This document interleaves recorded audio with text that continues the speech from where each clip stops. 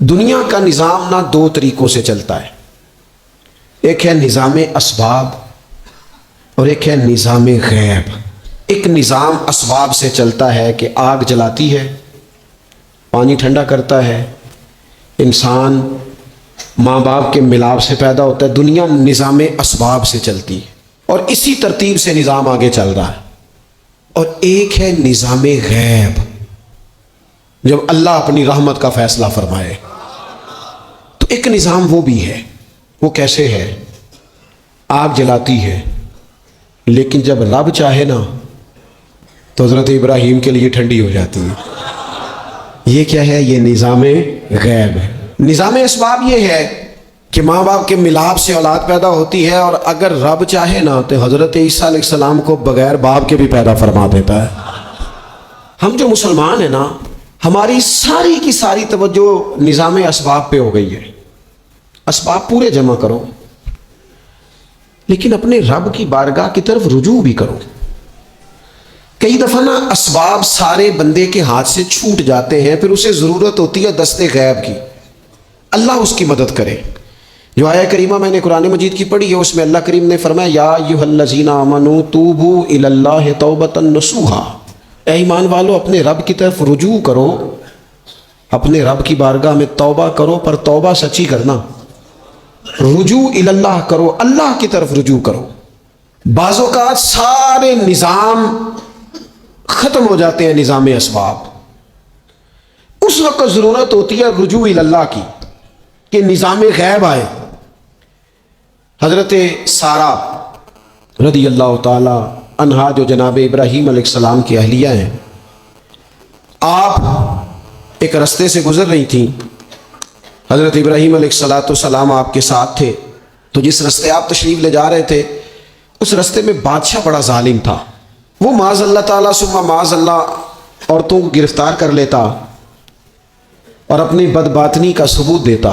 وہاں سے جناب سارہ گزری، مسند امام احمد بن حنبل سے یہ حوالہ عرض کر رہا ہوں۔ حضرت سارہ کو اس نے گرفتار کر لیا۔ جب وہ جناب سارہ کی طرف بڑھنے لگا تو اب وہ جتنے اسباب تھے نا اس وقت کے، وہ سارے اختیار کیے گئے، لیکن اس بادشاہ سے جان نہیں چھوٹی۔ جب وہ بڑھنے لگا تو جناب سارہ نے پھر رب کریم کی طرف رجوع کیا، مصلی پہ بیٹھ گئی، کہنے لگی مالک اب تو ہی کرم فرمانے والا ہے۔ آپ نے اس درد سے دعا فرمائی کہ وہ بادشاہ زمین پر بے ہوش ہو کے گرا اور تڑپنے لگا، قریب تھا کہ وہ مر جائے۔ تو حضرت سارہ پھر مصلی پہ بیٹھی اور اپنے مالک کی بارگاہ میں عرض کرنے لگی مالک اگر یہ مر گیا تو مجھ پہ الزام آئے گا کہ میں نے مارا ہے، اسے مارنا بے ہوش ہی فرما۔ وہ بے ہوش ہو گیا، تھوڑی دیر کے بعد ہوش آیا تو پھر آپ کی طرف بڑھنے لگا، تو آپ نے پھر اللہ کی جانب رجوع کیا۔ جب دوبارہ رب کریم کی جانب رجوع کیا تو پھر وہ بے ہوش ہوا۔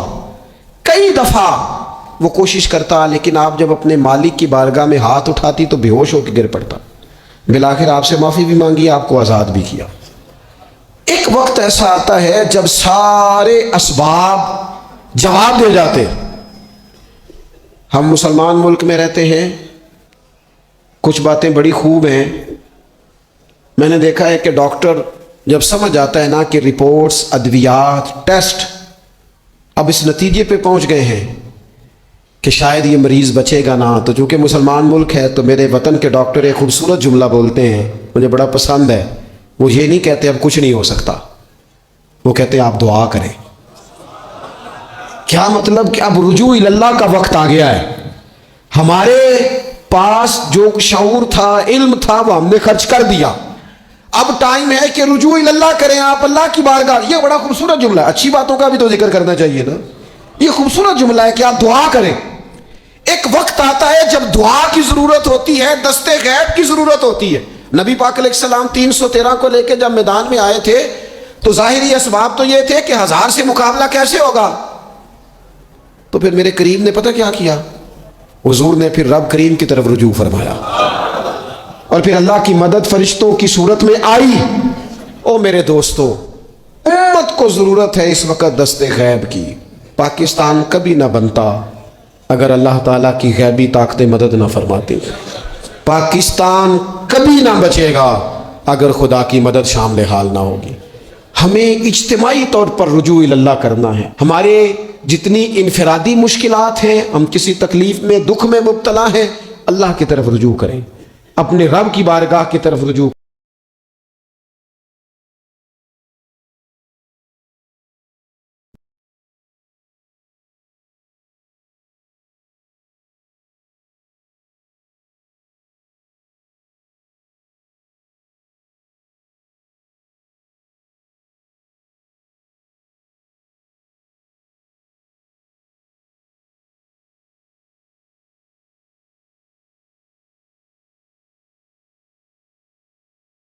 اور جو ہمارے اجتماعی مسائل ہیں ان میں بھی اللہ کی بارگاہ کی طرف رجوع کریں۔